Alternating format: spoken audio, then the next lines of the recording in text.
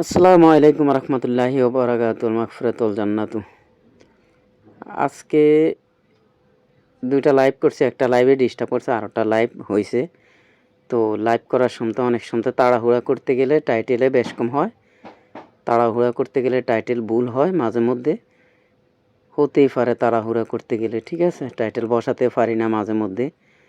তো ভুল ত্রুটি হলে ক্ষমা দৃষ্টিতে দেখবেন। আমাকে একজনে বলছে যে আমি মেহের লিখতাম, যে মেহের লিখছি, আমাকে মানে ভঙ্গ করছিল। তো আমি কষ্ট পাইছি বলতে তাড়াহুড়া করতে একটু ভুল হয়েছে, ঠিক আছে। তো এটাতে ভুল ত্রুটি হইলে ক্ষমা দৃষ্টিতে দেখবেন।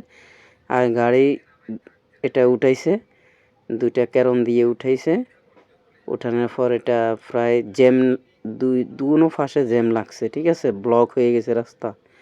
পশ্চিম দিকে ওয়ারুক এনাত্তরের কাছাকাছি গাড়ি সিরিয়াল হয়ে গেছে, ঠিক আছে। পূর্ব দিকে কালিয়াফড়া পর্যন্ত উঠানোর সময় রাতের বিকেল থেকে উঠাইতে এটা প্রায় রাত 9টা পর্যন্ত লাগছে উঠাইতে। তো ঠিক আছে, যে যাত্রীগুলো আছে তারা মোটামুটি সুস্থ আছে, দোয়া করবেন। আর আমি এই রাস্তাটা ভিডিও কেন পাঠাইছি, রাস্তাটা খারাপ, এর জন্য আমি কিছুদিন আগে একটা ভিডিও দিছি। আমি জানতাম, মনে মনে একটা আইডিয়া ছিল এখানে কোনো দুর্ঘটনা ঘটবে, কারণ এখানে রাস্তাটা ভালো না। কিছুদিন আগে আমি একটা অ্যাড দিছি।